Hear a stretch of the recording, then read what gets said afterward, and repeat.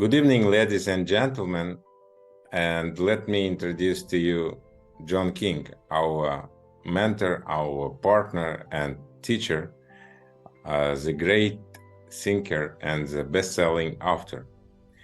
John, today I would like to ask you about recruitment processes and problems linked with this issue. You know, in the companies, there is a huge demand in professionals, and usually recruiters should do it fast.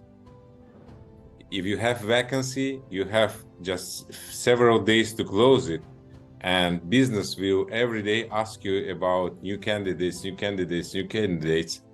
and it is usually a problem to find the best fit for the position. And this is a situation when a recruiter would make could make a mistake and to ignore some important things in evaluation of the candidate. What do you think about the most important issues or mistakes that could be done in a recruitment process? This is very good. This is a great question, Timur. Thank you for asking this. This is one of those issues that occurs over and over and over again in a family, in a company, and where mistakes are often made. And they are often made because people are trying to solve something and they're trying to solve it quickly. So they're operating inside of a management thinking kind of domain, which is management is, if you take a look and you see all we have is time and space. Management is about time and leadership is about space. Now, the recruitment idea needs to be thought of in the idea of the space that we're filling. But on the other hand, what they tend to do is panic and think about, what are we going to do about, we have no time and we have to be efficient. And so we have to come up with a solution.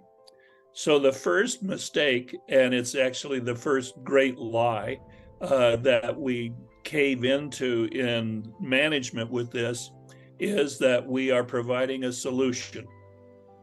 Management often thinks that what they're doing is they are providing solutions. However, the great Nobel Prize winning economist Milton Friedman, who really is a guy who has influenced the thinking of business on a very profound level, said something right to this point. He said, there are no solutions, there are only trade-offs. So what you're doing as a manager is you are not solving a problem when you're doing something just to kind of handle the time issue that you have and the efficiency issue that you have. What the leader should be thinking about is, what is the quality of the space that we're going to be filling here? So what is the quality? So this is not a quantity question, this is a quality question. And what are the trade-offs that we are going to have to deal with? You're going to have to deal with somebody new to the job who doesn't know the job, who's going to have to take a certain amount of time to learn the job. Or if they come in and they think they know the job, they don't know your culture. And so they start doing what they're doing, but it's not really in alignment with your culture. Or they are just incompetent. So what we have to do is we have to put someone in there, and you would be better to be putting someone in where the criteria for them was their intelligence and their ability to adapt.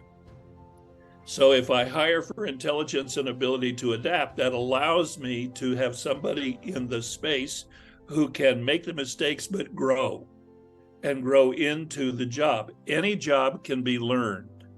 But if you're trying to hire somebody as a solution who's done the job before and they did it over in another company, they're not going to know your culture. And one of the major things that's more important than the job itself is that everybody in the company is adapted and works well within the culture that you have in the company. And if there's any group of people more than about 4 or 5, there is a culture. So Friedman said, there are no solutions, there are only trade-offs. That's the first thing to remember. The second thing to remember is that it's a leadership issue, and you need somebody who is going to qualitatively fill the space and is intelligent enough to learn and produce it, and is adaptable to the culture that is coming in.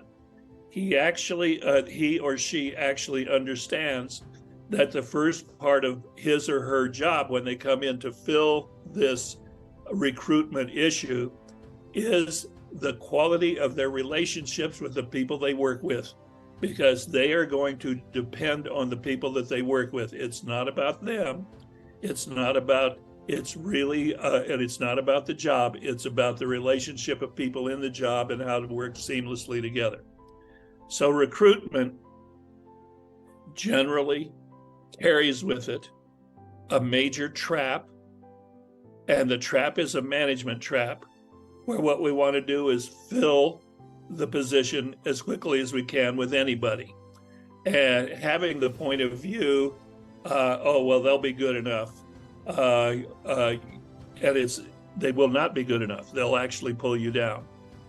So I would say that in terms of recruitment, it's generally held in low regard, and it needs to be held in high regard, and it needs to be held in a leadership issue that we're trying to work with rather than a management issue.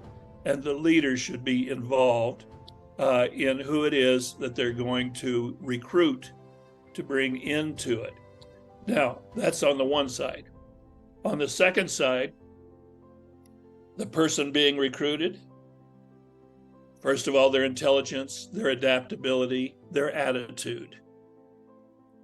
These people need to be someone who can be eager to learn the culture, create relationships with, and learn, even though it may be thought that they know how to do the job. That's a plus if they know how to do the job or parts of the job. The important thing is, how well do they work with other people in the culture? So recruit to the culture, not to the job. Mm-hmm. Wonderful. Brilliant. Thank you very much, John. It is my honor.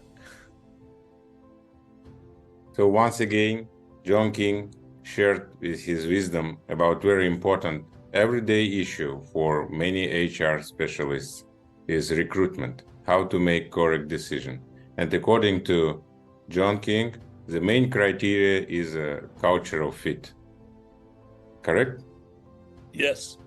Yes, I would say in any case in your company, no matter what you're doing, if you've got a group of more than 3 or 4 or 5, and a lot of times you have a group of 3 or 4 or 500, but it's always going to be a concern about building the very best, highest and best culture, and having the people fit to that, and having the people, your leaders are the ones who are not the person who you may think they are producing the most. The leaders are the ones who are driving the culture, who are making the culture the actual criteria, making it a great place to work, making it a place where people are thriving, where the concern is a relationship with.